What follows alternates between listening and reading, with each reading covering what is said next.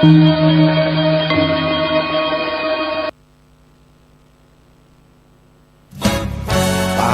เป็นทีมสถานีธรรมะออนไลน์ขอเชิญติดตามชมรายการธรรมสากัจฉา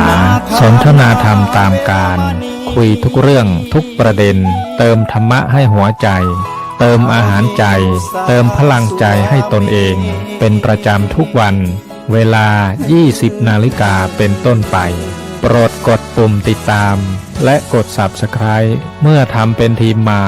เราจะได้พบกันเพื่อรับฟังสารธรรมข้อคิดดีๆมากมายรับบุญง่ายๆด้วยการกดแชร์เผยแพร่เป็นธรรมทานสัพพทานังธรรมทานังชินาติการให้ธรรมะย่อมชนะการให้ทั้งปวง1 แชร์1 บุญมีค่าเท่ากับเผยแผ่ธรรมะให้กว้างไกลแชร์ไปมากยิ่งได้บุญมากเป็นการเปิดโอกาสให้คนได้รับฟังธรรมพบปัญญามีความสุขพ้นจากทุกข์ด้วยการฟังธรรมะมาทวงคำมันหมู่บ้านศีลห้าถือเป็นพันธะมองโลกด้านดีมีผลเห็นคนอื่นดีมีค่าปลูกใจให้เกิดศรัทธาตั้งหน้าทำดีมีคุณมองโลกด้านร้ายกลายกลับใจรับแต่เรื่องเครื่องคุณเหนื่อยหน่ายเลิกล้างทางบุญชีพวุ่นแท้แน่เอ่ยขอกราบธรรมสวัสดีกับบรรดาท่านผู้ฟังแล้วก็ท่านผู้ชมทุกท่านที่กำลังติดตามรายการเห็นธรรมเห็นเราเห็นธรรมทางช่องธรรมะเป็นทีมทีวีออนไลน์กลุ่มพระสงฆ์อุบาสกอุบาสิการ่วมกันเผยแผ่ธรรมะออนไลน์ไลฟ์สดทาง Facebook ทาง YouTube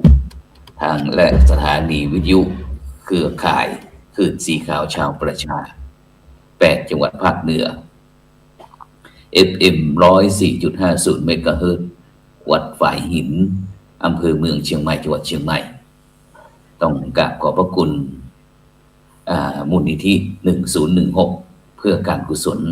ท่านอาจารย์เจ้าคุณพระวิสุทธิวัชราภรณ์หรือว่าครูบาขาววัดลัทธิวันอำเภอแม่ริมจังหวัดเชียงใหม่สปอนเซอร์หลักที่คอยสนับสนุนค่าใช้จ่าย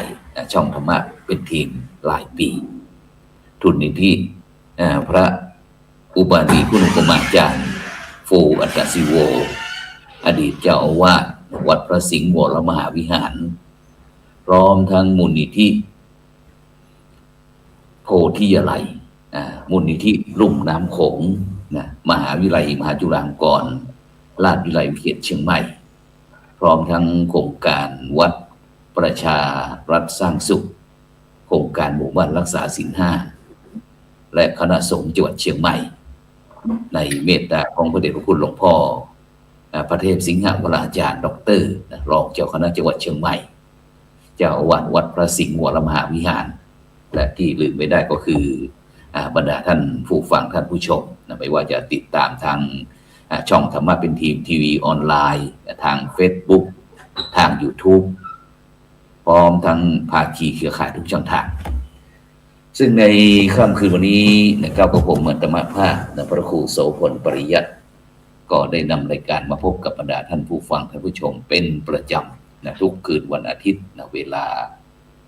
แต่20 ทุ่มเป็นต้นไปจนถึงเวลาประมาณ3 ทุ่ม1 ชั่วโมงซึ่งเราก็ได้รับความเมตตาจากคณะครูบาอาจารย์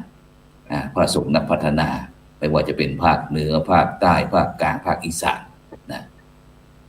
ก็ได้มาร่วมเผยแผ่ถ่ายทอดประสบการณ์ในการทำงานของพระสงฆ์นักพัฒนาให้บรรดาท่านผู้ฟังท่านผู้ชมได้รับฟังว่าพระคุณเจ้าเหล่านั้นมีใครทำอะไรที่ไหนเมื่อไหร่ซึ่งในค่ำคืนนี้ก็ออกอากาศที่ศูนย์ปฏิบัติธรรมนานาชาติบ้านศรีวังทานตำบลป่าไผ่อำเภอสันทรายจังหวัดเชียงใหม่ ซึ่งโดยเฉพาะก็ได้มีพระครูโสพลปริยัติก็ได้มีโอกาสมาร่วมโครงการที่จะปฏิบัติธรรมของพระนิสิตระดับปริญญาโทแล้วก็ปริญญาเอกของมหาวิทยาลัยมหาจุฬาลงกรณราชวิทยาลัยวิเขตเชียงใหม่ซึ่งทุกเช้าก็ท่านผู้ช่วยศาสตราจารย์ดร.วิสิทธิ์ทิตวิสิทธโธผู้อำนวยการสำนักวิชาการมหาวิทยาลัยมหาจุฬาลงกรณราชวิทยาลัยวิเขตเชียงใหม่แล้วก็ได้นำคณะครูบาอาจารย์ภาคนิสิตปริญญาโทปริญญาเอกได้ไปรับอาหารบิณฑบาตตามสถานที่ต่างๆซึ่งก็ต้องมหาวิทยาลัยมหาจุฬาลงกรณราชวิทยาลัยวิเขตเชียงใหม่กราบขอบพระคุณคณะสงฆ์อำเภอสันทรายในเมตตาของหลวงพ่อพระครูโกศลธรรมวิจัยเจ้าคณะอำเภอสันทรายพร้อมทั้งเจ้าคณะพระสังฆาธิการที่ได้เมตตาให้ทางคณะพระนิสิตได้ไปรับอาหารบิณฑบาตอย่างวันประมาณสัก4 วันซึ่งตั้งแต่วันที่17ก็เดินทางไปที่รับอาหารบิณฑบาตที่ตลาดสดเมโจ้เมืองใหม่ที่หน้ามหาวิทยาลัยเมโจ้เป็นรับอาหารบิณฑบาตที่ชุมชนบ้านทุ่งหมื่นน้อยแล้วก็เมื่อเช้านี้ก็เป็นวันที่2ของการรับอาหารบิณฑบาตก็ไปที่ตลาดสดวัดแม่แก้วน้อยตำบลป่าไผ่อำเภอสันทรายจังหวัดเชียงใหม่พรุ่งนี้ก็จะไปรับอาหารบิณฑบาตที่ตลาดสดวัดบ้านป่าเมือดแล้วก็ที่วัดป่าเมือดในชุมชนป่าเมือดแล้วก็วันสุดท้ายในวันที่20ก็จะไปรับอาหารบิณฑบาตที่ตลาดสดหน้าวัดสันทรายหลวงโดยการเมตตาของอาจารย์พระครูสังฆบริหารธรรมนูญธรรมคุโนเจ้าอาวาสแล้วก็จะมาที่ตลาดป่าเมืองอีกทีแล้วก็จะไปที่อาจารย์พระครูวิมลสุตตกรเจ้าคณะอำเภอสันทรายเจ้าคณะตำบลสันทรายวัดป่าลานนี่ก็มาร่วมการปฏิบัติธรรมรับอาหารบิณฑบาตก็ประมาณสัก4 วันด้วยกันฉะนั้นก็แจ้งข่าวประชาสัมพันธ์ให้กับบรรดาท่านผู้ฟังท่านผู้ชมอย่างไรก็ตามเราก็จะกลับมาคุยเรื่องของเราในค่ำคืนนี้ซึ่งเราก็ได้ตั้งหัวข้อบอกว่าก้าวใหม่คณะสงฆ์ไทยอย่างไรดีซึ่งตอนนี้ผู้ร่วมรายการของเราก็มาพร้อมเราก็จะไปพบกับท่านแรกไปที่ท่านอาจารย์พระครูปรีชาพิวัตรด็อกเตอร์เจ้าอาวาสวัดทุ่งหลวงตำบลทุ่งหลวงอำเภอพร้าวจังหวัดเชียงใหม่นมัสการครับท่านอาจารย์ดร.พระครูปรีชาพิวัตรครับผมครับหัวใจด็อกเตอร์ครับผมว่าที่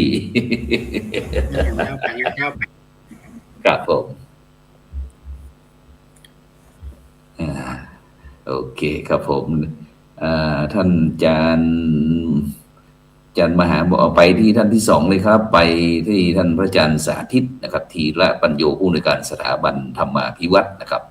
อำเภอแม่เมาะจังหวัดลำปางนมัสการครับอาจารย์สาธิตครับผมครับถวายความเคารพท่านอาจารย์พระครูโสพลปริยัติ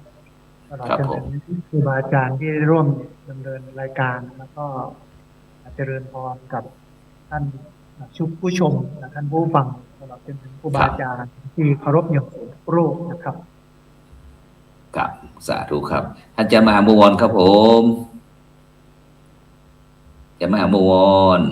รู้สึกกระด้างไปนะครับฉะนั้นเดี๋ยวเราสักครู่ก่อนนะครับเรื่องอาจจะกำลังปรับอาจารย์มหาบุวรได้ยินไหมครับผม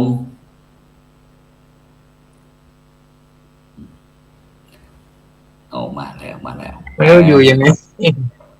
นั่งปิดมุมครับผมมาที่รูปที่3ครับวันนี้นะครับท่านอาจารย์พระมหาบวรนะครับปรวะธรรมโมนะครับจากบุญนารอบนะครับจังหวัดนครศรีธรรมราชนะครับจากสตอแดนใต้ครับนมัสการครับอาจารย์มหาครับสวัสดีครับสาธุครับผม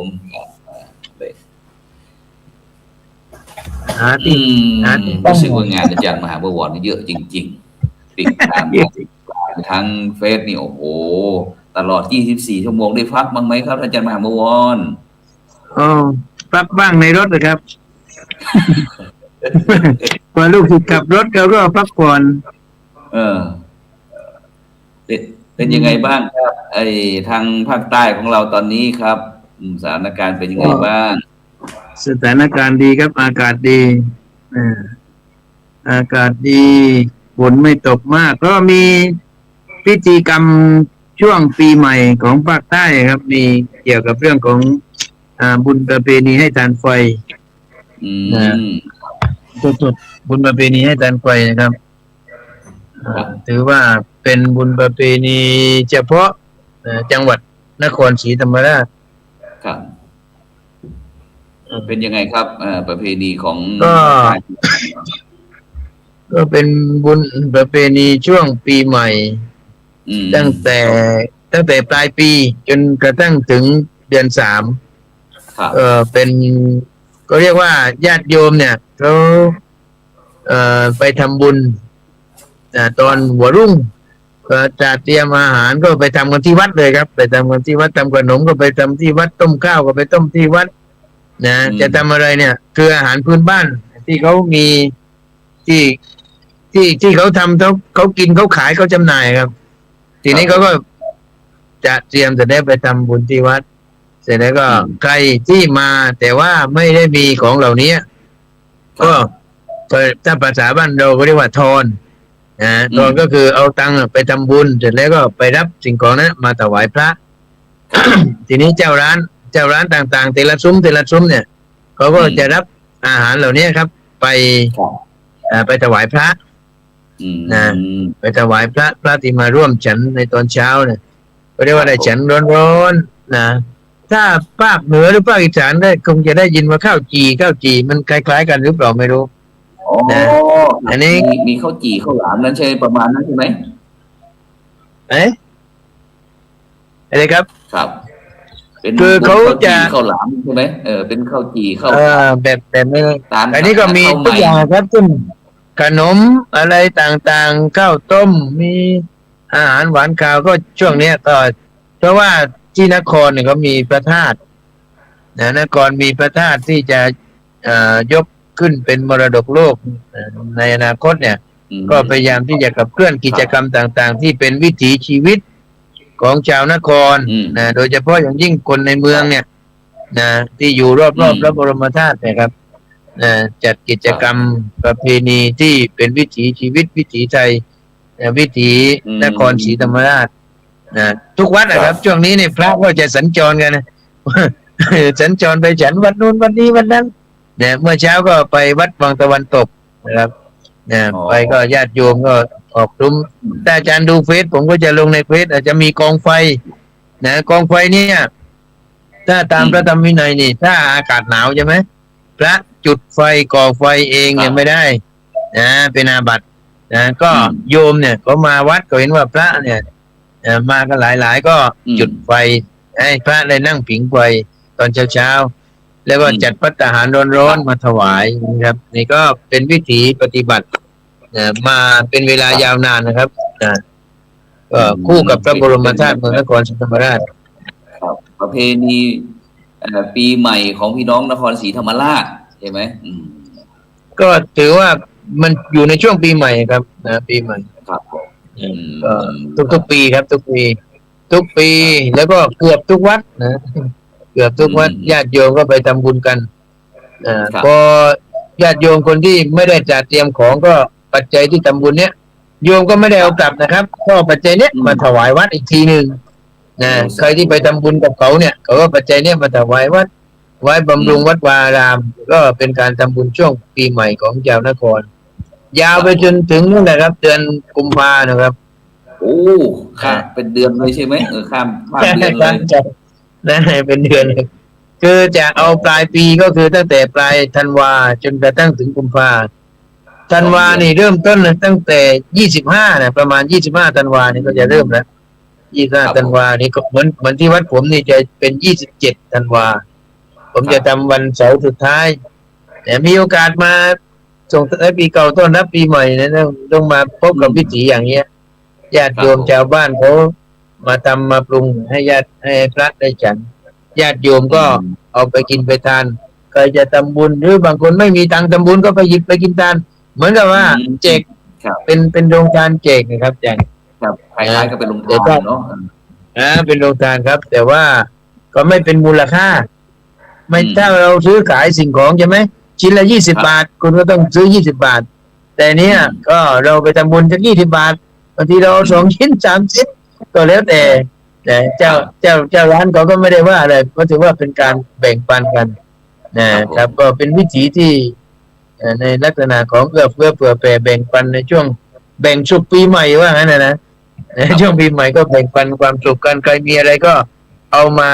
ปรุงเอามาทานมาให้กันให้พระฉันให้โยมได้กินพอพระฉันถ้าเหลือจากพระก็แจกญาติโยมอีกนะครับไม่ได้เอาไปไหน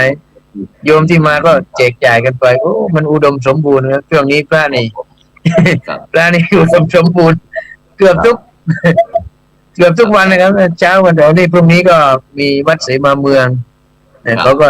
หมุนเวียนกันครับหมุนเวียนกันวันนู้นวันนี้วันนั้น จนกว่าจะเดือนกุมภาพันธ์ถึงจะเสร็จใช่ไหมครับประมาณเดือนกุมภาก็เสร็จ ก็ช่วงจุดจีนนะครับช่วงจุดจีนก็ถือว่าในช่วงเทศกาลควายสุดท้ายประมาณนั้นนะครับเหมือนรับที่ตุจีนอาจารย์พระครูพิชาพิวัตรครับได้ยินในเมื่อกี้ท่านอาจารย์บอกว่ามีการคล้ายกับจี่ข้าวจี่ที่สีตาลข้าวใหม่ถวายข้าวใหม่ที่ทางภาคเหนือของเราไม่รู้ว่าที่อำเภอพร้าวอาจารย์คุยให้ฟังหน่อยที่เราจุดไฟผิงถวายไฟพระเจ้าอะไรอย่างเงี้ย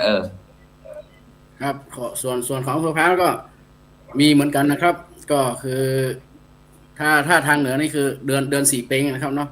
ครับ4 เพ็งครับหรือถ้าภาคกลางนี่ก็คือขึ้น15 ค่ำเดือน2ก็มีพิธีหาฟืนเอามา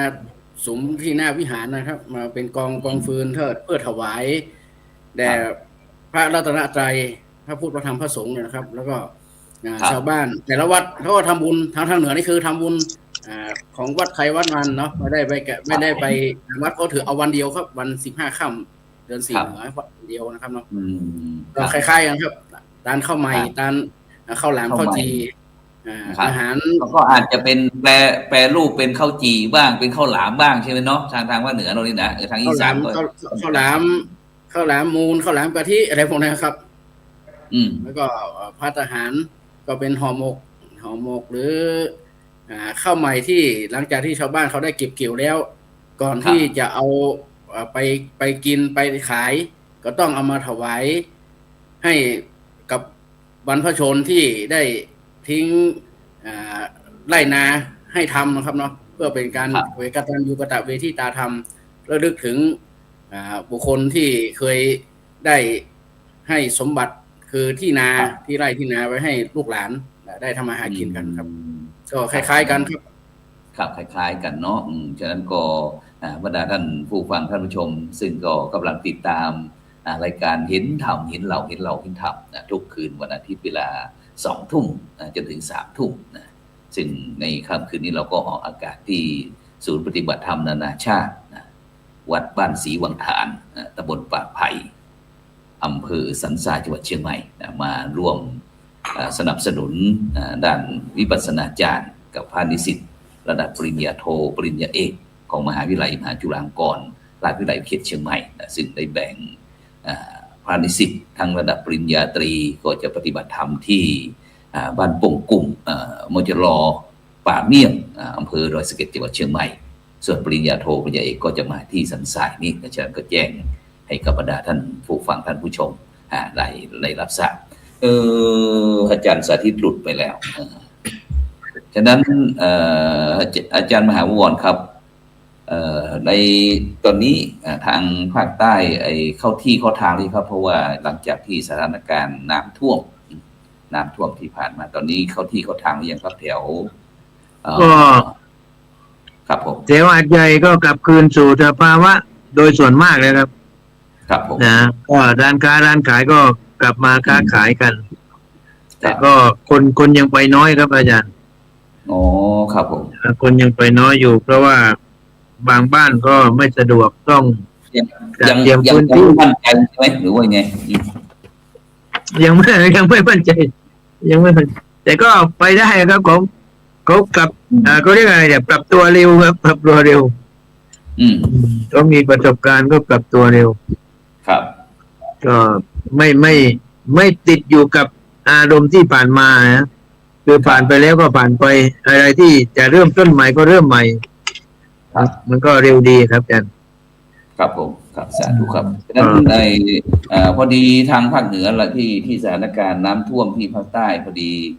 ได้มีหน่วยกู้ชีพกู้ภัยจากเชียงใหม่ซึ่งโดยการนำของท่าน ครับ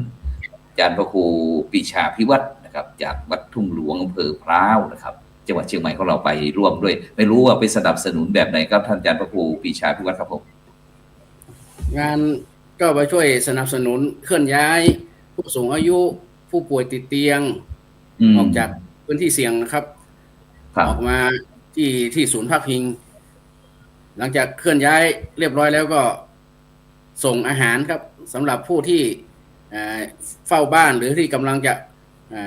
ทำความสะอาดบ้านนะทั้งหลายคือข้าวสารอาหาร ส่งอาหารนี่เราเดินไปแจกส่งอาหารนะครับอาจารย์หรือว่าต้องมียานพาหนะอะไรหรือเปล่ามีอุปกรณ์เครื่องไม้เครื่องมืออะไรหรือเปล่า วันนั้นใช้เรือยนต์นะครับใช้เรือยนต์ของกู้ภัยวันนั้นทีมกู้ภัยกู้ชีพกู้ภัยพระวังหินเอาไปเรือยนต์3 ลำ ครับ โฟร์วิวยกสูง3 คันพร้อมกับเจ้าหน้าที่13 สถานี13 ชีวิตครับที่ไปช่วย ฉะนั้นเรานำเรือจากจังหวัดเชียงใหม่นี่ไป ครับ จากศูนย์กู้ภัยพร้าวเลยครับ ครับ เพราะมีเรือยนต์อยู่แล้วครับ มีใครร้องขอหรือว่าเราไปเองครับอาจารย์ครับมีหน่วยงานไหนหรือเปล่า พอรู้ข่าวกรณีอุทกภัยต่างๆทั่วทุกภูมิภาคของประเทศไทยนะครับ ทีมอาสากู้ชีพกู้ภัยเนี่ย ก็จะใจถึงกันตลอดนะครับ ก็ทางเมื่อก่อนปีที่แล้วเชียงใหม่มีเหตุการณ์น้ำท่วม ทางทีมกู้ชีพกู้ภัยทางทั้งภาคกลางภาคใต้ภาคอีสานอะไรก็มาช่วยเชียงใหม่เหมือนกันครับดังนั้นเราก็คือไปคล้ายๆไปตอบแทนนะครับ แล้วก็ในจิตของอาสานะเห็นชาวบ้านเดือดร้อนน้ำท่วมมิดหลังคาเนี่ยที่บ้านชั้นเดียวทั้งหลายเนี่ยทีมอาสากู้ภัยนี่ยังไงมันก็อยากจะไปนอนไม่หลับนะครับเห็นชาวบ้านทุกข์นะครับเนาะ ครับต้องขอบพระคุณแทนคนใต้ทุกคนด้วยนะครับอาจารย์ที่มีน้ำใจมาช่วยครับเพราะว่าวิถีของคนไทยนะอาจารย์นะเดือดร้อนตรงไหนก็ไม่นิ่งนอนใจช่วยกัน เห็นแล้วมันประทับใจ ภาคเหนือภาคใต้ภาคกลางภาคอีสานก็พี่น้องไทยด้วยกันใช่ไหมอาจารย์มหาวรครับผม ครับผม ตอนช่วงนั้นนะครับที่ผมส่งทีมไปผมส่งทีมไปก่อนเพราะว่าตัวผมเนี่ยติดงานคุมสอบธรรมศึกษาของคณะสงฆ์อำเภอครับ แล้วก็เสร็จจากสอบธรรมตอนเย็นของวันสุดท้ายนะครับวันของนักศึกษาผมก็นั่งเครื่องจากเชียงใหม่ไปลงที่หาดใหญ่แล้วก็ไปช่วยงานไปดูแลไปบัญชาการทีมกู้ภัยอีกทีครับแล้วตอนขากลับนี่ก็คือกลับพร้อมกับทีมงานทั้ง13 สถานีเลยครับอ๋อสาธุครับที่ไปช่วยได้ที่อำเภอหาดใหญ่อำเภอสะทิงพระแล้วก็อำเภอละโนดครับ3 อำเภอที่จังหวัดสงขลาเนาะครับสงขลาครับผมฉะนั้นก็ตอนนี้อาจารย์มหาบวรก็บอกว่ายืนยันแล้วบอกว่าเข้าที่เข้าทางเนี่ยเข้าที่เข้าทางแล้วนะครับเนาะฉะนั้นก็ท่านอาจารย์มหาบวรก็อีกอย่างเป็นความโชคดีของชาวสงขลานะเขามีโรงเตาเผาขยะที่ทันสมัยครับอาจารย์เรียกว่าเพิ่งสร้างเสร็จใหม่ๆนะรองรับน้ำท่วมนี่ครับเพิ่งสร้างเสร็จใหม่ๆแล้วก็ได้ขยะจากนี้นะครับที่วันก่อนเขาถ่ายรูปว่าเอาขยะไปกองไว้เป็นภูเขาเลยครับแล้วก็เขาก็ขนย้ายไปในคืนเดียวเลยไปเผาที่โรงขยะที่สงขลานะครับก็ถือว่ามีแหล่งเรียกว่าทำลายขยะหรือเผาขยะที่ไม่เป็นมลพิษนะครับอาจารย์แล้วก็นำเป็นกระแสไฟฟ้ามาใช้ประโยชน์ก็ถือว่าเป็นแหล่งที่ผลิตไฟฟ้าอีกส่วนหนึ่งก็คือนำขยะมาให้เป็นพลังงานนะครับผมพลังงานนี่แต่ประเทศไทยของเราเนี่ยผมว่ามีจังหวัดละแห่งนี่โอ้เรียมเลยครับผมขยะก็จะมีประโยชน์ครับโอ้สุดยอดรองรับได้วันไหนละหลายพันตันนะครับอาจารย์ครับก็ได้เยอะครับได้เยอะ ได้มากแล้วตามลิมิตที่เขาตั้งไว้ ทุกด้านนี้เยอะมากเลยครับ พวกเป็นตู้ต่างเตียงที่ทำจากไม้อัดทั้งหลายนะครับกอง โอ้ไอ้พวกนี้อาจารย์ มันมันเลยครับ ครับผมครับสาธุครับครับ มันเอาไป นี่ก็เป็น กำจัดอย่างอื่นไม่ได้ เป็นความโชคดีนะครับของประเทศไทยนะครับมีที่เรามีสถาบันหลักก็คือเรื่องชาติศาสนาพระมหากษัตริย์ครับเกิดวิกฤตนะครับในผืนแผ่นดินไทยเราก็คนไทยก็ไม่เคยแรงน้ำใจครับจากใต้ก็มาสู่เหนือจากเหนือไปสู่ใต้จากใต้ไปอีสานจากอีสานไปใต้อะไรอย่างเงี้ยครับก็หมุนเวียนเปลี่ยนช่วยกันตลอดนะครับฉะนั้นก็นี่คือความโชคดีที่หาในโลกไม่เจอนะครับก็โดยเฉพาะบทบาทของพระสงฆ์ ว่ามีประเทศไทยเลยนะครับเนี่ย ครับใช่ครับ ว่ามีประเทศไทยเนี่ยที่เป็นอย่างนี้ ครับแต่อาจารย์มหาบวรครับแต่มันก็ยังมี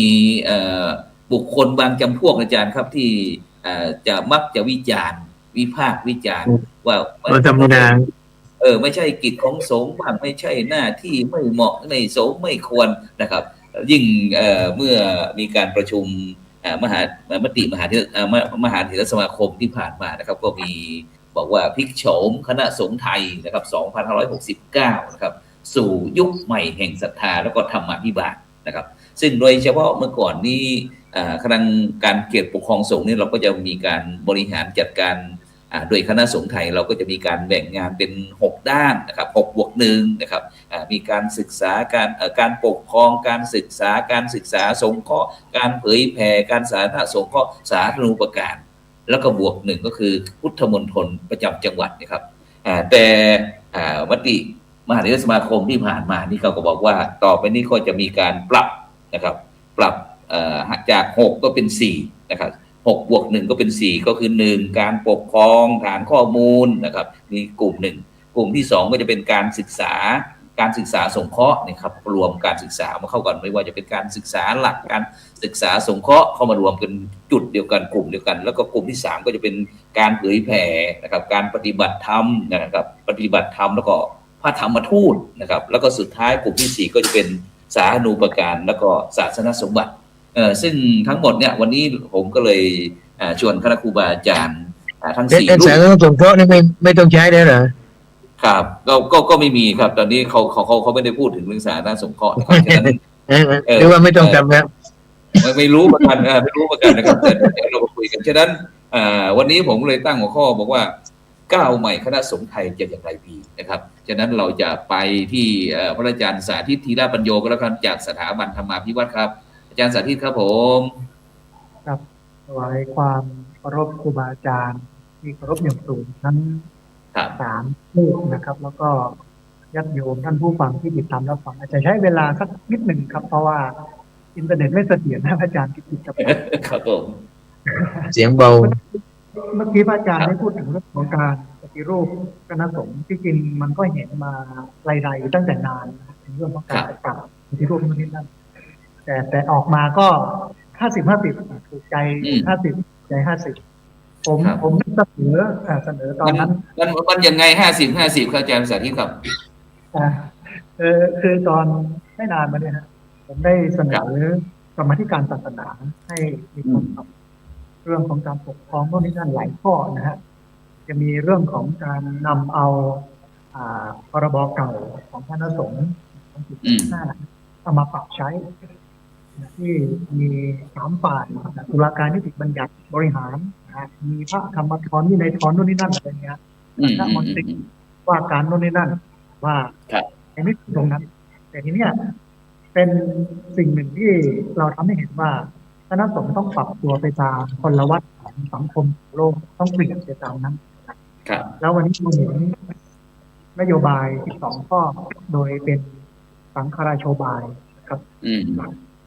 มันก็จะมีอยู่หลายส่วนเช่นเรื่องการหลักการเรื่องความบริสุทธิ์ศาสนาอันนี้ชอบมากเน้นยึดเรื่องของธรรมเน้นการปฏิยัติปฏิบัติปฏิเวทแล้วก็ห้ามบิดเบือนสอนคุมเข้มพุทธพาณิชย์ไสยศาสตร์ห้ามสร้างวัตถุมงคลเครื่องรางของขลังรถหรือว่าพิธีกรรมที่มันขัดต่อศาสนาในเขตวัดอย่างเด็ดขาดแล้วก็ใช้พระธรรมวินัยอย่างเคร่งครัดอันนี้เรื่องความบริสุทธิ์ศาสนาเนี่ยต้องกราบขอบพระคุณท่านเถระที่เห็นคุณค่าแล้วก็ปรับให้เป็นระบบนี้ พูดถึงเรื่องระบบการตั้งผมก็เสนอนะตอนนั้น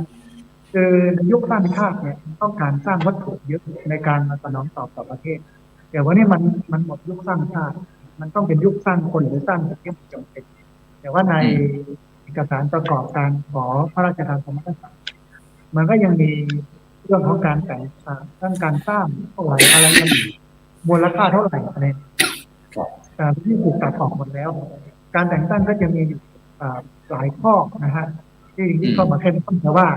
สิ่งหนึ่งที่จะทำให้เรื่องนี้ยั่งยืนได้ก็คือในส่วนของการติดตามการงานเนี่ยจะมอบหมายให้คณะกรรมการคุ้มครองพระพุทธศาสนาครับดูไปครับเมื่อกี้ที่ลำปางครับที่สถาบันธรรมาภิวัตรก็ระบบต้องใช้โซลาร์เซลล์ครับเพราะยังไม่ได้ใช้ไฟฟ้าใช้โซลาร์เซลล์ก็อาจจะหลุดติดดับนะครับซึ่งเป็นคนนะครับเข้ามาวางระบบแต่แล้วมีเรื่องของการปรับระบบการศึกษาให้ทันสมัยทันโลกแล้วก็อย่างที่ท่านอาจารย์พระครูโสพลปริยัติได้กล่าวก็คือยุครวมงานของคณะสงฆ์ที่มี6 ฝ่ายก็เหลืออยู่ประมาณ4 ด้านครับ4 ด้านครับด้านการปกครองการทำฐานข้อมูลกลุ่มด้านการศึกษาก็การเผยแผ่การปฏิบัติธรรมและงานทางประเทศและกลุ่มงานสาธารณประการและก็ศาสนสมบัติส่วนงานสาธารณสงเคราะห์เนี่ยอาจารย์สมาคมท่านบอกว่าให้ถือเป็นภารกิจร่วมทุกฝ่ายต้องช่วยกันครับแล้วก็มอบหมายให้กับสำนักงานพุทธศาสนาแห่งชาติแล้วก็คณะคุ้มครองพุทธศาสนามาเป็นตัวเรื่องอันหนึ่งมันมองว่ามันหลุดมือพระไปเยอะในเรื่องกันครับผมแต่ว่ายังไงเข้าใจงานหลักๆพวกเนี้ยในการแต่งตั้งโดยเฉพาะคณะกรรมการคุ้มครองพุทธศาสนาส่วนใหญ่ก็เป็นบุคคลภายนอกเป็นฆราวาสเป็นส่วนใหญ่มาทำหน้าที่พระเองก็ไม่มีในเรื่องนี้หมายความว่าเราให้คนอื่นทำในส่วนของการกำกับติดตามโน่นนี่นั่นแต่ถือว่าวันนี้เป็นนิมิตหมายของคณะสงฆ์ที่จะต้องปรับตัวไปตามพลวัตคือการเปลี่ยนแปลงของโลกแล้ววันนี้เรามองเห็นร้างภาพที่สุดสมณเณรลดลงและที่สำคัญที่สุดความศรัทธาของญาติโยมเนี่ยน้อยลงมากนะวัดใหญ่ในเมืองเนี่ยอาจจะไม่มีผลกระทบมากเท่าที่ควรแต่ถ้าเป็นวัดบ้านนอกเนี่ยเราจะเห็นชัดอย่างวัดบ้านนอกเนาะอยู่อำเภอแม่สอดจังหวัดลำปางเห็นวัดมีพระอยู่1 รูปนะถ้ามีหลายวัดที่มีสามเณรอยู่เป็นคนดูแลวัดรูปเดียวหลายวัดมากที่อำเภอแม่สอดจังหวัดลำปางเนี่ยสิ่งที่ผมเห็นนะแต่ผมมองไปลึกมากกว่านั้นค่ะเราจะทำยังไงให้จำนวนพระภิกษุสามเณรเพิ่มขึ้นจะทำยังไงการดูแลการอุปถัมภ์อุปถากมันยั่งยืนมั่นคงเพราะว่ายุคนี้เป็นยุคที่ทุกอย่างเสื่อมสภาพไปตามกาลเวลาแต่ว่าเราสามารถที่จะประคับประคองให้มันเดินหน้าไปได้โดยที่ไม่หลุดล่อนอะไรเยอะยิ่งในส่วนแล้วก็มีข่าวพระภิกษุจับการเรื่องของการทุจริตเงินเยอะขึ้นมันก็เลยเป็นเหตุให้มีการปฏิรูปปรับคณะสงฆ์แต่ว่าการปรับครั้งนี้เนี่ยเป็นการปรับโดยการเริ่มต้นจากฝ่ายท่านกับไม่ได้เป็นการเริ่มต้นจากฝ่ายของพระเอง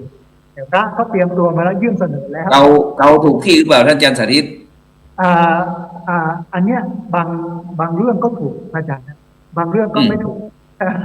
ที่ผมเห็นแย้งก็คือว่าคณะกรรมการผู้ศาสนาเนี่ยน่าจะมีพระเข้าไปมีส่วนร่วมเยอะครึ่งครับผมจำได้ว่าไป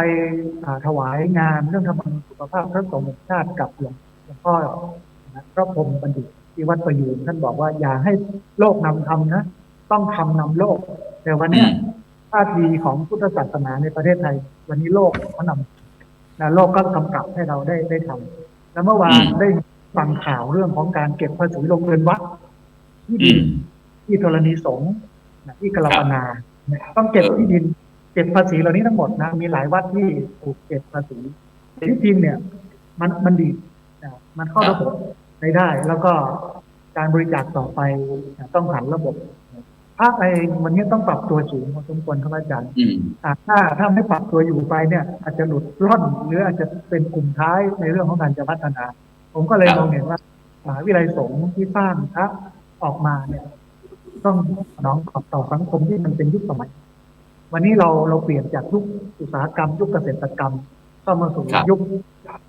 globalization ยุคข้อมูลข่าวสารเพราะฉะนั้นพระเองก็ต้องตัวเยอะนะสังเกตว่าวันนี้เราแบบฟอร์มจากสำนักงานพุทธให้มากรอกเยอะแบบมีให้กรอกโน่นนี่นั่นเยอะขึ้นแต่ที่จริงนะเรื่องนี้ทางโลกก็ทำงานกันแต่ละเราได้ตามไม่ทันเพราะฉะนั้นผมอยากจะกราบเรียนถวายครูบาอาจารย์ว่าต้องปรับตัวสัตว์ที่จะอยู่ได้ในโลกไม่ใช่สัตว์ที่เก่งไม่ใช่สัตว์ที่แข็งแรงแต่เป็นสัตว์ที่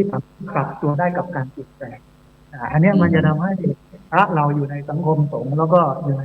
โลกได้เป็นผู้นำทางด้านจิตวิญญาณเหมือนเดิมในโลกสมัยใหม่แต่มันแต่ว่าถ้าเราไม่ปรับตัวเองไม่เรียนรู้และไม่พัฒนาเราก็จะสูญสลายจบลงไปตามกระบวนการในเมื่อก่อนประเทศลาวท่านอาจารย์พระครูโสพลไปด้วยกันเราเห็นร้านที่ลาวแล้วเห็นเนนรักษาการเจ้าอาวาสอย่างนั้นเราก็มองในประเทศไทยอาจจะไม่ถึงขนาดนั้นแต่วันนี้ประเทศไทยแต่ที่ในปัจจุบันนี้ประเทศไทยเรามีแล้วหมายความว่าสามเณรรักษาการเจ้าอาวาสใช่ครับใช่เกิดขึ้นแล้ว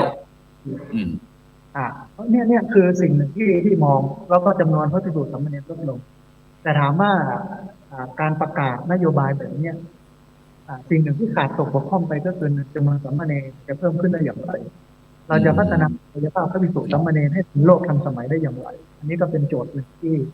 หลายรูปที่เกี่ยวข้องนะฮะอาจจะเข้ามาดูเพราะถ้าไม่ดูตรงนี้เนี่ยมันจะหลุดร่อนไปเยอะขึ้นแล้วศาสนาเราก็จะอยู่ลำบากเมื่อวานไปบรรยายที่มหาวิทยาลัยสงฆ์นครปฐมนะครับให้กับเขาว่ายังไงบ้างไปที่มหาวิทยาลัยสงฆ์ก็พูดคุยกับพระคุณเจ้าว่าวันนี้ต้องปรับตัวเองอย่าง360 องศาแล้วเราสิ่งหนึ่งที่เป็นมรดกธรรมที่พระพุทธเจ้าทิ้งไว้ให้เราก็คือเรื่องของการปฏิบัติภาวนาเราเด่นนี้อาจจะต้องมาทำงานนี้ให้เด่นขึ้นชัดขึ้นแล้วก็เอาไปสอดแทรกในงานพิธีกรรมกิจกรรมต่างๆมันถึงจะไปได้ผมเองวันนี้ก็ปรับรูปการทำงานหลายเรื่องนะครับเพื่อทำให้มันอยู่รอดได้ในสังคมที่เปลี่ยนแปลงอันนี้ก็กราบถวายกำลังใจครูบาอาจารย์พระเถรานุเถระรูปนะที่กำลังดำเนินชีวิตในสมณเพศอยู่นะแล้วก็จะต้องปรับตัวเยอะขึ้นเพื่อให้สังคมสงฆ์เราอยู่รอดได้ในสังคมที่มันมีปัญหาเยอะครับอีกอันนึงซึ่งเป็นอันสุดท้ายเราเห็นการเดินธรรมยตราของพระที่ประเทศอเมริกา3,700 กว่ากิโลการตอบรับของผู้คนดีมากฟื้นสภาพพระสงฆ์เถรวาทที่มาเดินทำให้เห็นความศรัทธาของญาติโยมแต่เหมาะตรงกันข้ามประเทศไทยพระนี้เดินบิณฑบาตใครเดินคนสนใจไม่เยอะก็ชอบกลุ่มเป็นผู้เฒ่าผู้แก่ที่จะใส่บาตรเท่านั้นส่วนคนธรรมดาก็ไม่ได้ความสำคัญมากแต่ต่างประเทศคนหนุ่มสาวคนทั่วไปออกมาต้อนรับยินดีผมคิดถึงอาจารย์ท่านหนึ่งที่เขียนหนังสือเรื่องของพระอาทิตย์จะขึ้นทางตะวันตกขึ้นทางตะวันตกหมายความว่าศาสนาจะรุ่งเรืองในตะวันตกส่วนตะวันออกก็จะเริ่มเสื่อมแต่เพราะฉะนั้นเพื่อไม่ให้มันเสื่อมเร็วเราก็จำเป็นต้องลุกขึ้นมาช่วยกันคนละไม้คนละมืออาจารย์ครับเพื่อให้สังคมเนี่ยอยู่ได้แล้วเป็นไปได้ครับผมครับถ้าออกมารูปแบบนี้ที่จาก6+1มาเป็น4นี่อาจารย์ให้คะแนนเท่าไหร่เนี่ยถ้าคิดเป็นเปอร์เซ็นต์คือมุมหนึ่งมันขาดไปเรื่องของการดูแลพระภิกษุสามเณรสวัสดิการอะไรต่างๆนี่ใช่ไหมอาจารย์ความมีสวัสดิการสามเณรฝ่ายนี้ต้องมีไม่เคยพูดถึงเลยไม่มีแล้วจะอยู่ยังไงจะฉันยังไงครับคือพระบ้านนอกเนี่ยมันไม่เหมือนพระในเมืองจะบิณฑบาตครั้งเนี่ยลำบากมากกว่าจะได้พระทหารมาฉันนะฮะโยมยมระดับใส่บาตรถ้าเป็นภาคเหนือคือตาลขันเข้าเนี่ยเมื่อก่อนแดงๆนะเดี๋ยวนี้เขียวเลยแต่เราเห็นสภาพเศรษฐกิจแล้วถามว่าพระวัดก็ต้องจ่ายค่าไฟค่าโน่นนี่นั่นปัจจัยที่จะจ่ายไม่พอวันนี้วัดหลายวัดจะไม่ได้จ่ายค่าไฟนะครับเป็นหนี้ค่าน้ำประปาเยอะแยะมากนะแต่สิ่งหนึ่งที่ผมบอกว่าต้องการก็คือว่าในเรื่องของการสวัสดิการของพระเองเราสามารถช่วยเหลือกันได้มีการเสนอเรื่องวัดพี่วัดน้องมาช่วยกันวัดใหญ่วัดใหญ่ดูแลวัดเล็กใช่ไหมเขาเป็นเครือข่ายภาคีเครือข่ายครับเรื่องนี้ ตอนนี้ยังไม่เกิดแต่ไม่แน่ว่าอนาคตข้างหน้าอาจจะมีหรือไม่มีก็ได้ แต่มันก็ขึ้นอยู่กับการที่เราจะไปนำเสนอไปพูดคุยกับผู้หลักผู้ใหญ่ ให้เห็นความสำคัญกับ ครับไปที่อาจารย์มหาบวรครับเมื่อกี้ไปเห็นถามบอกแล้วสาธารณสงเคราะห์ไม่มีแล้วหรืออาจารย์ตั้งคำถามไม่มีแล้วหรืออาจารย์คิดยังไงครับอาจารย์ครับเกี่ยวกับสาธารณสงเคราะห์หรือว่า ก็ อยู่ที่แนวคิดของพระมหาเถระนะครับ เราก็ต้องสนองตามนโยบาย ยังไงครับ ก็ทำตามกำลังที่ทำได้นะดูแล้วก็หลายอย่างหลายประการที่เป็นรายละเอียด อย่างเช่นในเรื่องของวัตถุมงคลบ้างในเรื่องของการบริหารจัดการวัดหลายอย่างในเรื่องสาธารณสงเคราะห์อย่างงานมันงาน6 ด้านเหลือ4 ด้านแต่งานสาธารณสงเคราะห์เนี่ยจะไปอยู่ในส่วนไหนเนี่ยพระอาจารย์วินิจฉัยว่าไงบ้างนะมีความคิดว่าจะเป็นไปอย่างไรในอนาคตนะจะพระกับวัดกับชาวบ้านเนี่ยมันต้องอยู่ด้วยกันพึ่งพาอาศัยซึ่งกันและกันครับแล้วอย่างเมื่อกี้อาจารย์มหาเมื่อวานอาจารย์สาธิตบอกว่าเดี๋ยวนี้มีสามเณรรักษาการเจ้าอาวาสแล้วเนี่ยครับไม่รู้นะว่ามีแล้วเหรอเราเป็นยังไงบ้างไม่รู้สถานการณ์มีสามเณรรักษาการแล้วก็ไม่ตั้งมั้งที่ไหนตั้งไม่มีตั้งด้วยไม่ได้ตั้งครับอาจารย์แต่ว่าวัดไม่มีพระก็จะมีเนรไม่มีพระก็คือให้เนรอยู่ไปเนรอยู่ดูวัดมันก็ปิดไปได้มันก็เคยมีอยู่ก็คือเนรสามารถที่จะบริหารจัดการได้ดูแลความเรียบร้อยภายในวัดได้แต่ว่าก็ไม่ได้มีการคำสั่งแต่งตั้งผู้รักษาการแทนแต่ว่าเป็นการมอบหมายว่าเอาเนรนี้นะดูแลวัดนี้เพราะไม่มีพระนะครับเนี่ยก็มีครับมีให้เห็นพวกเราก็ต้องขอให้เป็นเนรที่ว่าใกล้ที่จะบวชเป็นพระถ้าเป็นเนรที่อายุ13นี่น่าเป็นห่วงอาจารย์นะที่อำเภอพร้าวก็มีนะครับ แต่ตอนเนี้ยอาจารย์ครับคุยฟังหน่อยพ่อครูตอนเนี้ยเ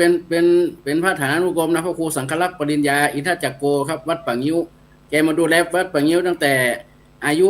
18 ปีแล้วครับว่าไม่มีพระนะครับแล้วก็ชาวบ้านก็เห็นว่าแกมีความสามารถมีภูมิรู้ภูมิธรรมดีสามารถเทศแบบล้านนาได้รู้จักภาษาล้านนาแล้วก็สนใจเกี่ยวกับการทำนุบำรุงพุทธศาสนาแกก็อยู่ตั้งแต่วัดป่างิ้วตั้งแต่อายุน่าจะประมาณ18 ปีนะครับแล้วก็จนถึงอุปสมบทแล้วก็ตอนเนี้ยเรียนถึงระดับปริญญาเอกแล้วนะครับแล้วก็เป็นเลขานุการผู้รักษาการเจ้าคณะอำเภอพร้าวครับตอนนี้ครับถือว่าได้คุณภาพอยู่ครับครับแล้วทีนี้อาจารย์พระครูปรีชาภิวัฒน์ไหนก็ถึงไหนแล้วก็ทีนี้เมื่อเหตุการณ์มันออกมาอย่างนี้อาจารย์ในฐานะที่อาจารย์เป็นว่านักสังคมสงเคราะห์ทำสาธารณสงเคราะห์อะไรต่างอาจารย์คิดว่ามันจะยังไงกระทบต่อการทำหน้าที่การงานของอาจารย์ไหมเนี่ยผมดูแล้วในตอนท้ายของสังฆนโยบายนะครับเพราะว่าพอบอกว่าทั้งสี่ส่วนนะครับต้องช่วยงานสาธารณสงเคราะห์ยังมีอยู่ครับผมเพราะว่าตามที่สุดท้ายนะครับเพราะว่ามันเกี่ยวข้องกับทุกด้านทั้ง4 ด้านนะครับที่ตั้งมาใหม่เนี่ยต้องช่วยกันเกี่ยวงานสาธารณสงเคราะห์ไม่ให้ทิ้งไม่ให้ทิ้งชาวบ้านนะครับพระกับวัดต้องอยู่ชาวบ้านกับวัดเนี่ยต้องอยู่ด้วยกันตลอดอยู่ครับผมได้อย่างนึงผมว่าถ้าอาจารย์พระครูปรีชาถ้ายิ่งขนาดว่าเรามีการกำหนดกฎเกณฑ์มีข้อน้นข้อนิติชัดเจนเนี่ยยังไม่อยากจะทำมีกันแต่ถ้ายิ่งไม่มีหัวข้อที่มาชัดเจนเนี่ยปล่อยให้ไม่เนี่ยต่างคนต่างเนี่ยจะยังไงดีเนี่ยแต่ผมว่างานกู้ชีพกู้ภัยของผมนะครับก็สอดคล้องกับสังฆราโชบายนะครับโดยตรงเพราะว่า1เป็นงานเมตตา2ช่วยชีวิต3ไม่ใช่พาณิชย์นะครับไม่ขัดวินัยจะสร้างศรัทธาเชิงรูปธรรมให้กับชุมชนครับอันนั้นโอเคครับอาจารย์สาธิตเลยครับอาจารย์สาธิตคิดว่ามันจะมีผลกระทบต่อ ที่เป็นธรรมเนียมเป็นเรื่องเป็นแนวปฏิบัติ ประพฤติปฏิบัติตามจารีตประเพณีอะไรที่เคยทำกับอาจารย์ครับพอมีกฎระเบียบที่บอกมา4 กลุ่มนี้มันจะมีผลกระทบไหมครับกับคณะสงฆ์ไทยเรามีครับมีผลกระทบแน่นอนแต่ว่าโดยภาพรวมเนี่ยมันงามครับอาจารย์มันใช้ได้มันดีมันสนองต่อสังคมสมัยใหม่แต่ปัญหามันอยู่ที่ว่ารัฐจะปรับตัวได้เร็วมากน้อยแค่ไหนหรือว่าจะปรับตัวไปตามระบบนี้ไหมวันนี้เห็นฝั่งที่มีการทำวัตถุมงคลปลุกเสกเขาก็เริ่มมีกระแสว่ามันทำกันมาตั้งนานโน่นนี่นั่นแต่ผมก็มองว่ามันจะคำสั่งเนี่ยมันจะชัดเจนให้ภาคปฏิบัติยังไงถ้ามีรายละเอียดเรื่องการปฏิบัติให้มันชัดขึ้นมันจะเป็นมรรคผลแต่ถ้ามาแบบเนี้ยประกาศได้1 วันเนี่ยอีกวันนึงก็มีการปลุกเสกใหญ่พระวิคเนศผมเห็นแล้วออกทีวีท่านผู้ใหญ่ไปเจอคนเจอพระวิคเนศผมก็ตลกว่าประกาศวันนั้น12 ราโชบายสังฆราโชบายแต่วันเนี้ยปลุกเสกพระวิคเนศอันนี้เป็นประเด็นที่น่าเป็นแต่ประเด็นอื่นๆที่ออกมาทั้งหมดเนี่ยผมว่างามครับอาจารย์แต่ว่าประเด็นมันอยู่ที่ว่ารัฐจะปรับตัวได้ไหมรัฐจะปรับตัวตามระบบกระบวนการนี้อย่างไรอันนี้คือเรื่องใหญ่สำหรับเพราะว่าวิถีของเราอยู่กันมาแบบนี้นานแต่พอมีการปฏิรูปมีการเปลี่ยนระบบขึ้นมาเนี่ยเปลี่ยนกระบวนการอะไรหลายๆอย่างให้มันชัดเจนขึ้นมันดีขึ้นตรวจสอบได้ง่ายขึ้นเนี่ยผมมองว่าอาจจะมีการลาศึกษาหลายรูปเพราะว่าปรับตัวไม่ได้ปรับตัวไม่ทันเราเห็นครั้งก่อนตอนที่มีการให้ทำบัญชีวัดถ้าจะแต่สุดท้ายมันก็มีเรื่องเพราะฉะนั้นเนี่ยพระคุณเจ้าเองจะต้องลุกขึ้นมาเรียนรู้แล้วก็ปรับตัวไปตามกระบวนการนั้นถ้าไม่ปรับเนี่ยเราก็จะตกพลวัตในเรื่องการพัฒนาไปข้างหน้าแล้วก็เราจะถอยห่างจากศาสนามากขึ้นซึ่งเป็นเรื่องที่น่าเสียดายอย่างครับครับผมอาจารย์มหาบุญครับโดยเฉพาะบางวัดในปัจจุบันก็บอกว่าเนี่ยแม้แต่ค่าน้ำค่าไฟอะไรยังไม่มีจ่ายบางวัดติดนะอาจารย์ครับหลายหมื่นนี่อาจารย์จะทำยังไงเนี่ยเอาอย่างยิ่งเมื่อกี้อาจารย์มหาบุญบอกว่าเนี่ยการทำวัตถุมงคลมันเป็นยุทธวิธีอย่างนั้นอย่างนี้อาจารย์จะต้องมีการปรับตัวไหมเนี่ยตรงด้านเนี้ยอาจารย์ก็ง่ายใจครับบางวัดนี่ก็เห็นหลายวัดบางทีก็ขนาดเป็นรักษาการเจ้าวาดเนี่ย2-3 เดือนค่าไฟยังไม่ได้จ่ายโอ้น่าเห็นใจนะน่าจะกลับไปยุคหินไหมครับอาจารย์เนี่ยตามเทียนไหมแพงเนี่ยอาจารย์ต้องมันตามเทียนแล้วเราจุดเทียนจุดตะเกียงกันอีกนะเพราะว่ามันไม่มีมันไม่รู้จะเอาปัจจัยไหนมาจ่ายบางวัดมันไม่มีคนจะมาทำบุญนะครับถ้าไปตามกำหนดเขาก็ตัดอีกอาจารย์นั่นเขาก็ตัดเลยครับดีหน่อยว่าค่าน้ำประปาบางทีอยู่กับเขตกับอบตอย่างนี้ยังชั่วหน่อยไม่หนักแต่ว่าถ้าเหมือนกับไฟฟ้านี่ไฟฟ้า2-3 เดือนเดียวก็เตือนแล้วนะครับไฟฟ้าเนี่ยใช่ท่านถึงเวลาจำราค่าไฟแล้วนะโทรมาทวงโทรมาเตือนนะเวลาก็จริงแต่มันไม่มีอาจารย์ไม่มีจะจ่ายนี่ก็ต้องคิดกันแก้ปัญหายังไงหรือว่ารับจะต้องให้วัดทุกวัดทั้งน้ำทั้งไฟถวายฟรีอย่างนี้อาจารย์ถ้าเป็นอย่างนั้นได้ก็น่าอนุโมทนาเลยครับมันไม่น้อยนะครับขนาดวัดผมเนี่ยกลางเนี่ยก็ประมาณเดือนหนึ่ง30,000 กว่าครับแต่ว่ามีงานเยอะๆก็เดือนประมาณ5-6 หมื่นวัดบุญารอบนะครับเพราะว่าวัดเนี่ยมันก็เป็นสมบัติของส่วนรวมอาจารย์แต่พระโยมก็มาใช้ประโยชน์นะครับมาตั้งบำเพ็ญบุญกุศลศพบ้างมาทำบุญนู่นนี่นั้นแต่เด็กนักเรียนมาเข้าค่ายเด็กนักเรียนมาพักเพื่อที่จะไป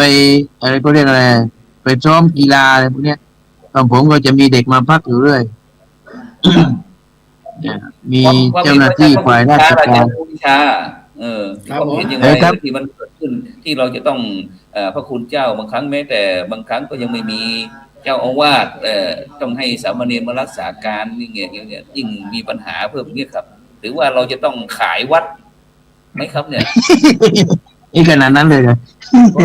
ต้องว่า ต้องให้กำลังใจเจ้าวาดผู้รักษาการเจ้าวาดทุกวัดนะครับเนาะก็พยายามปรับตัวแล้วก็ปรับให้เข้าทันกับยุคสมัยที่ณเวลานี้ครับเพื่อทำยังไงให้สามารถดึงวิกฤตศรัทธาเนี่ยกลับให้มาสู่ภาวะปกติ แต่พูดถึงว่าจำนวนพระนะครับณเวลานี้อย่างอำเภอพร้าวคือโรงเรียนวัฒนธรรมของอำเภอพร้าววัดขนพาก็มีจำนวนน้อยลงไปเรื่อยๆมีประมาณ55 รูปนะครับตอนนี้จะไม่รู้ว่าเมษาหน้าเนี่ยทางผู้อำนวยการเขาจะออกไปแนะแนวเพื่อดึงเอา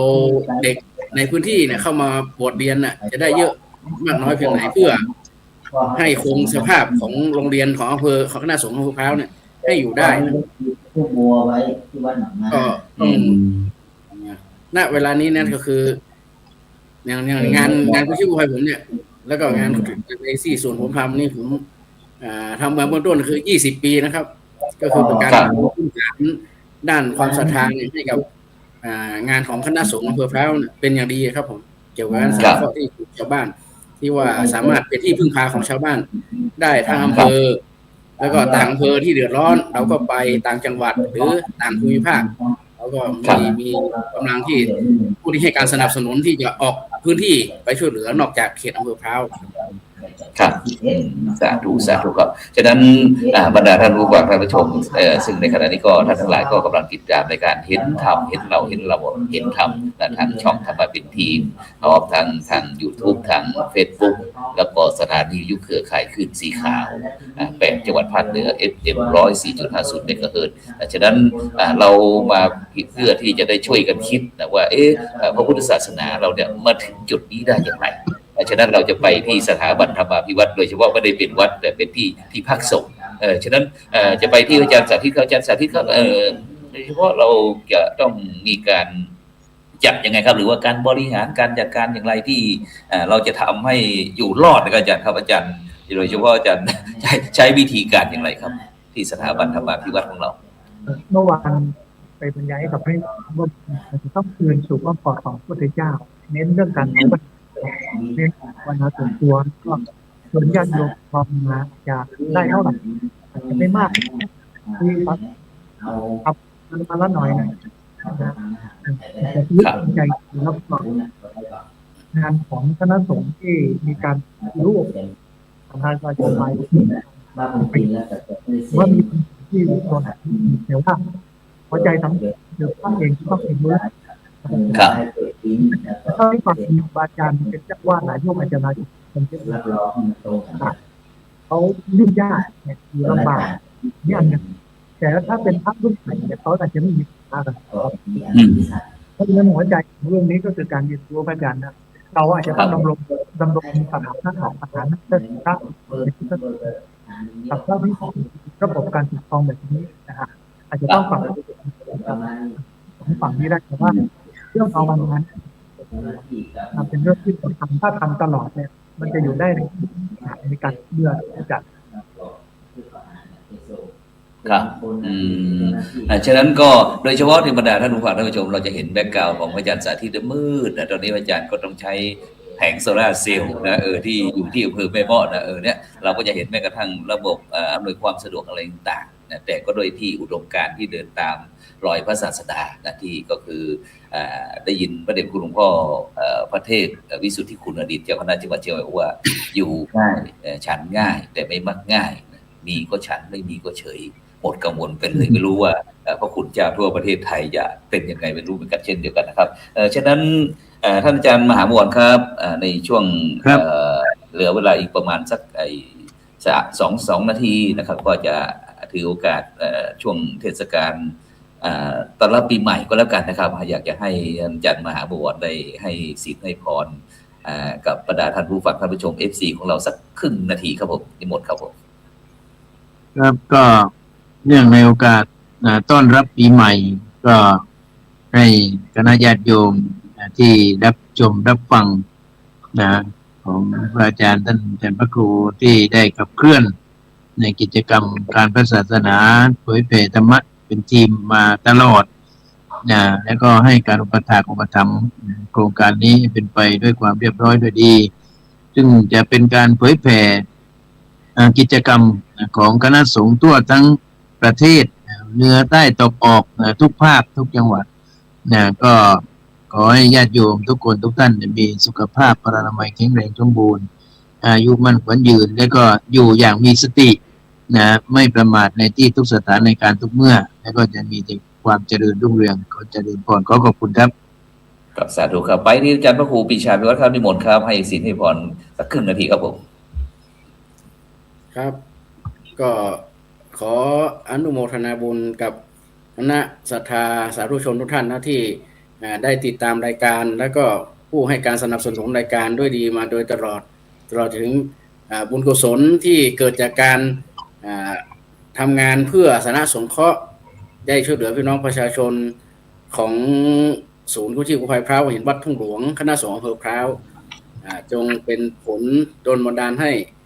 ทางคณะสงฆ์และคณะศรัทธาประชาชนทุกท่านประสบแต่ความสวัสดีมีโชคนะมีสุขภาพทางกายที่สมบูรณ์แข็งแรงเดินทางใกล้ไกลขอให้แคล้วคลาดปลอดภัยจากอันตรายทุกคนทุกท่านขออนุโมทนาเจริญพรครับสาธุครับไปที่นิมนต์ท่านอาจารย์สาธิตครับผมครับหลวงพ่อพุทธทาสท่านกล่าวไว้ว่าชีวิตที่ดีและมีความสุขคือชีวิตที่สงบเย็นและเป็นประโยชน์ขอให้ญาติโยมท่านผู้ฟังทำให้ชีวิตนั้นสงบเย็นด้วยศีลธรรมแล้วก็เป็นประโยชน์ต่อผู้คนทั้งหลายอันนี้ก็จะเป็นชีวิตที่มีคุณค่าอย่างมากคือสงบเย็นและเป็นประโยชน์ขอให้ทุกท่านนั้นมีความสุขแล้วก็สงบเย็นและเป็นประโยชน์ครับสาธุครับซึ่งในค่ำคืนนี้ก็กราบขอบพระคุณท่านอาจารย์มหาบวรปรธรรมโมจากวัดปุณณรอบนะครับจังหวัดนครศรีธรรมราชท่านอาจารย์พระครูปรีชาภิวัฒน์นะครับจากวัดทุ่งหลวงนะครับอำเภอพร้าวจังหวัดเชียงใหม่นะครับแล้วก็ท่านอาจารย์สาธิตธีรปัญโยจากสถาบันธรรมาภิวัฒน์นะครับอำเภอแม่เมาะจังหวัดลำปางนะครับครับคืนนี้ก็เวลาหมดเวลานะครับขอนำรายการจากบรรดาท่านผู้ฟังไปก่อนครับหลับฝันดีนะครับมีเงินใช้ไร้โลคาพยาธินะครับไม่เจ็บไม่จดร่ำรวยพูดผลสำหรับนะครับนี่ขอกล่าวคำว่าสา